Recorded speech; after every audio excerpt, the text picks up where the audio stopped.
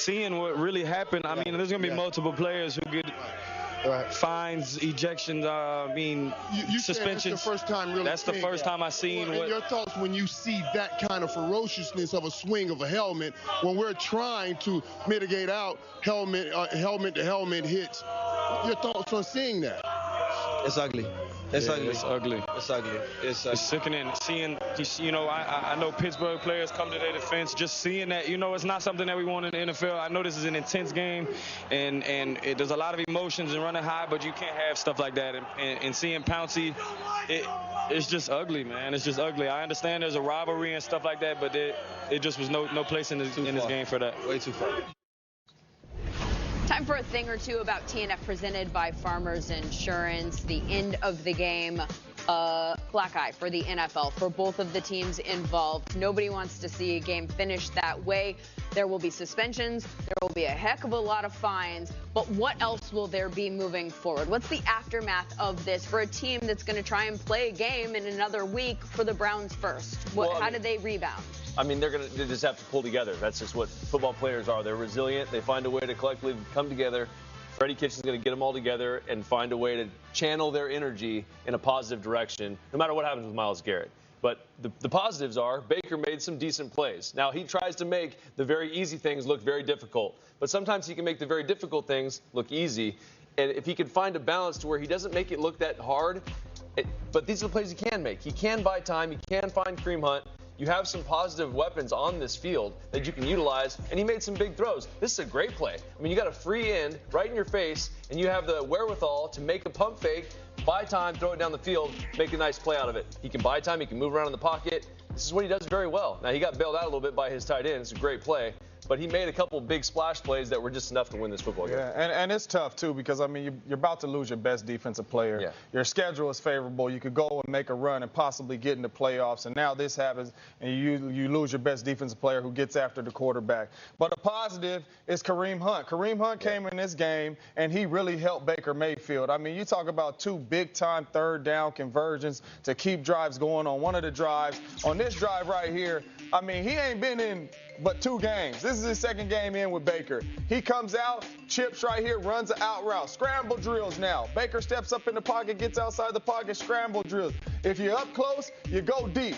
And this right here is a 50-50 ball. This is great coverage, and he just goes up here and makes a play. He's got hands. That's a big third down conversion. They get a touchdown on this drive. And then right here coming out of the backfield, 3rd and 11. This is winning football right here because you extend drives with this. Great chip. Baker steps up again, gets outside. Right here we thinking, man, this is tackle, 5-yard gain. They have to punt the football. Kareem Hunt, being Kareem Hunt, makes 4 guys miss, picks up 11 yards. The drive keeps going. But that is winning football. And if you could keep Baker on the field and OBJ and Juice on the field, you have a chance to put up points, and Kareem helped them do that tonight. Yeah, and you talk about all the things that happen on the offensive side of the ball, which they're going to make it tough for any defense. And you mentioned you're probably going to have to go forward. We don't know how long without Myles Garrett. Well, guess what? You got some other good players on defense. Joe Schobert showed up tonight. He had 2 interceptions. He had 1 sack. And he had 10 tackles from the linebacker position. Always found himself in the right place. Right here, just reading the quarterback. Bad throw by Mason Rudolph. But coming up, and when you look at what Pittsburgh did tonight, it seemed like that the Cleveland Browns defense had them dialed up. Whether it was the zone drops, whether it was in the running game, whether it was the screen game when they tried to keep guys off schedule and slow down their pass rushers, that man right there found himself in the right position. Oh, look what just happened. Oh, there's no wild card there. Look who's in the 6th seed there. It's James's old team. My Raiders. There we go. Look at the Steelers started the night as in the 6th spot in the AFC, but their loss drops them back to in the hunt. Oakland currently holding a wild card position. Thoughts about how things are going to stack out here in the wild card spot? You get the Bills and the Raiders right now. You saw the division leaders there as well. How does the wild card play out here in the next few weeks? Well, obviously you know where I'm going to lean. But I think that when you look at the teams that are going to be there at the end, they're teams that start to self-identify. Baltimore Ravens, you know what they are on offense. They're starting to develop a defensive personality. Honestly, the Oakland Raiders, we know who they are on offense. They're going to run the football with Josh Jacobs behind that massive offensive line, and they're going to convert third downs and play. And if the defense can play opportunistic, then they have a chance to be in that situation. So look at the teams that start to have a true identity about themselves. That's the teams that's going to be there at the end. And it's all about playing the right football at the right time. And I think the schedule for going to give that defense some confidence because they run into the Bengals and they run into the Dolphins, or they run into the Jets. So that's going to give them some confidence on the defensive side of the ball. They got a good chance. And it's week 11, right? Consistent football. You know what you are. You should know what you are as a team. You should already have found your identity, and then you start to get guys back from injury. So when teams get healthy, they get guys back acclimated to the systems. Now's the time that you just take it to the next level. In the fourth quarter of the season. You saw the Browns. If they can put it together, they got a shot. They're in the hunt. We didn't talk about Indianapolis coach. They'll get Jacoby Brissett back. They should be a playoff team. Tennessee is still scratching and fighting. So there are a lot of teams out there that's still getting after it, trying to figure things out and come together. And it's a lot of football to be played. But now is not the time to fall apart and make mistakes. Well, and one thing to point out here, 2 and 3 at the bottom of your screen play each other this week. And if Houston wins, they flip spots. And if Houston loses and the Colts win, they flip. So but the Texans can drop all the way to 6. Gotta love football. These games mean something. But if that scenario happens, guess who plays head-to-head 1 week from tonight? A massive game in the AFC South. Thursday night football 1 week from tonight. Colts at Texans. This one will go a long way to determining the division championship and maybe one of the wild card spots as well. See it right here on NFL Network, on Fox, and streaming on Prime Video 1 week from tonight.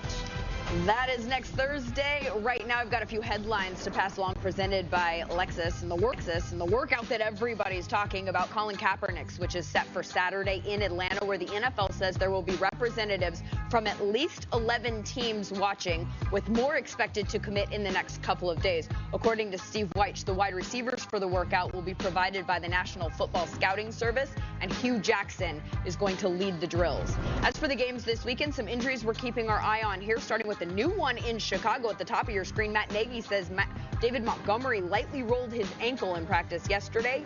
He missed practice today, as did a bunch of Niners, including George Kittle, also Breida and Sanders. Adam Thielen missed practice, Austin Hooper, Marshawn Lattimore, Matthew Stafford, a few more no-goes today, as was Alshon Jeffrey in Philadelphia. Remember, he's dealing with an ankle injury from Week 9.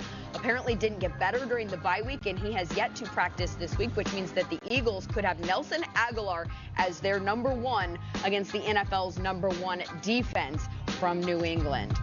Coming up after the break, he is versatile. He is explosive. He is a touchdown machine. He's a fantasy stud. And according to his Hall of Fame quarterback, he belongs in the MVP conversation. He's Aaron Jones, and he's here on his bye week right after this. And we know you've stayed up late for more on the ugly fight that ended the Steelers-Browns game. Stick around. NFL Total Access with more from Cleveland after this.